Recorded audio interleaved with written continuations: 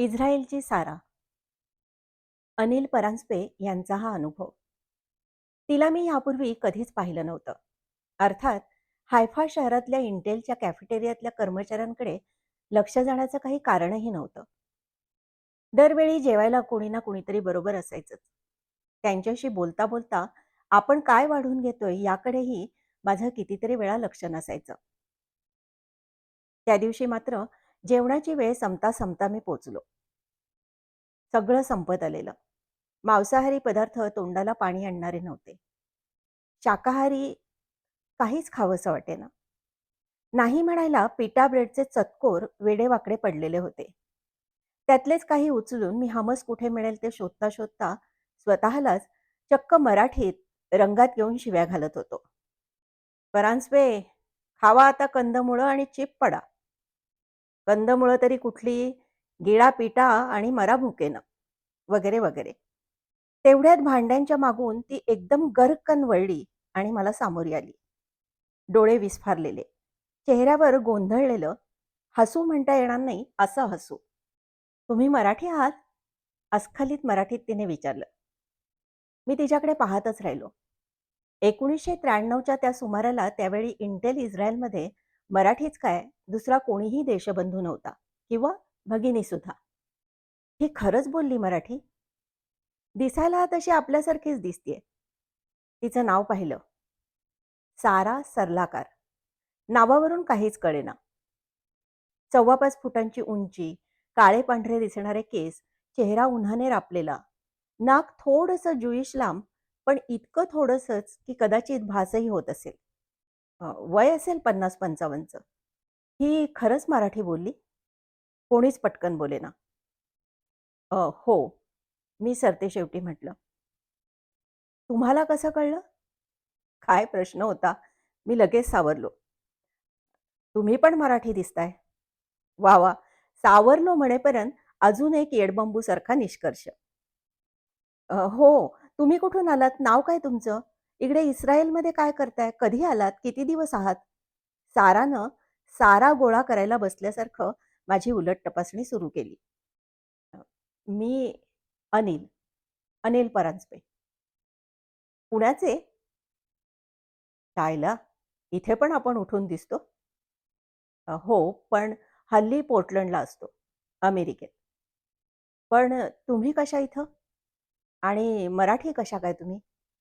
मी अजून सारा सर्लाकार या नावाचा मराठी संदर्भ लावण्यात हरलेलाच होतो. मी मूळची सांगलीकडची. खूप वर्षापूर्वी आले इथलं नागरिकत्व घेऊन इथे. आता हैफातच असते. नुकतीच इथे नोकरी लागली. बाई सांगलीतून निघाली असली तरी सांगली तिच्यातच अजून आहे हे कळत होतं. काय सांगता? मी तुमचं आडनाव सर्लाकार असं वाचत होतो.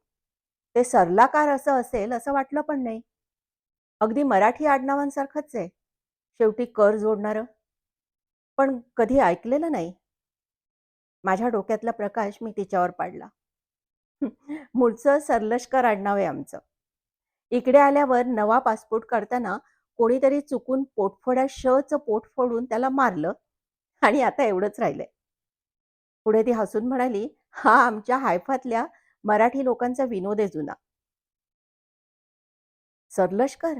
हायफातले मराठी लोक? अरे काय चाललंय काय? मराठी लोक आहेत इथे?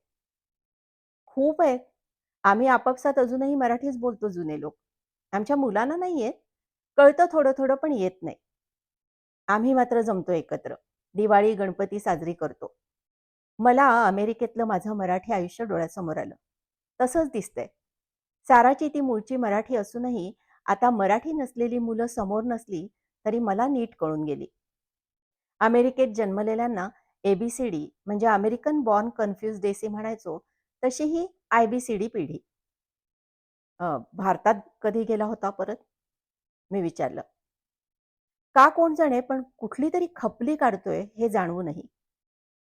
नाही. ती मलूल हसली. फार महाग पडतं जायला. आधी कुठेतरी युरोपला उलटं जा आणि मग तिथून मुंबईला. खूप वाटतं जावंसं, पण परवडायला पाहिजे ना. तिच्या पेशावरून मला अंदाज यायला पाहिजे होता. मला वाईट वाटलं नकळत तिला दुखवल्याचं.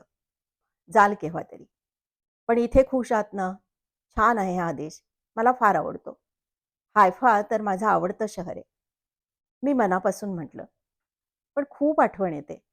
अजूनही सगळं आठवतं. कसं असेल सगळं आता असं वाटत राहतं. तसा महाराष्ट्रात काही प्रश्न नव्हता आम्हाला. ज्यू म्हणून कोणीही काही वाईट वागलं नाही आमच्याशी. आम्ही दिवाळी, गणपती सगळं साजरं करायचो. इथली काही मराठी लोकं अजून गणपतीही बसवतात. आता तसे आम्ही इथलेच. हाच देश आमचा. पण म्हणून तो देश आमचा नाही, असं अजूनही म्हणवत नाही. निदान मला तरी नाही. इथे तसे सुखात आहोत खाऊन-पिऊन. यजमान गेले माझे गेल्या वर्षी. तिनं चक्क यजमान हा शब्द वापरला. मुलगा आय-डी-एफमध्ये असतो. ती भरभरून बोलली. आय-डी-एफ म्हणजे इस्रायल डिफेन्स फोर्स, इस्रायली सैन्य. पण त्या भरभरून बोलण्यात थोडं रितेपणही जाणवत होतं. अरे वाह! छानच. इथलाच तो आता आणि तुम्ही सुद्धा. मी उगाचच सांत्वन केल्यासारखं म्हणालो. हो, आता इथलेच. पण काही वेळा फार आठवण येते. अजूनही इथे सगळी सत्ता गोऱ्या युरोपियन ज्यूजच्या हातात आहे. थोडं उपरं अजूनही वाटतं आम्हा जुन्या लोकांना. तुम्ही कधी जाता की नाही भारतात? तिने अचानक विचारलं. हो, म्हणजे काय? दरवर्षी जातो डिसेंबरमध्ये. पण आता मात्र इथून मी आधी पुण्याला जाणार. आई-वडिलांना भेटायला.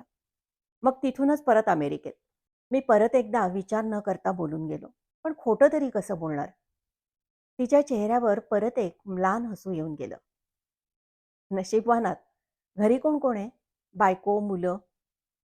मी माझी माहिती तिला दिली. मुलं झाली की त्यांना निश्चित घेऊन जा. त्यांना सगळं दाखवा. गणपतीत जा नक्की. मी तिला तसं आश्वासन दिलं. मनापासून तिचं पटलं म्हणून. मी इतका वेळ बसून पिठा आणि हमस खात होतो. माझं घड्याळ पाहणं बघून तिलाही एकदम माझं जेवण संपत आल्याचा साक्षात्कार झाला. ती पटकन आत गेली आणि येताना छोट्या डब्यातून लिंबाचं लोणचं घेऊन आली. विसरूनच गेले. तुम्ही नुसताच पिठा आणि हमस खाताय इतका वेळ. हे घ्या, घरी केलंय मी.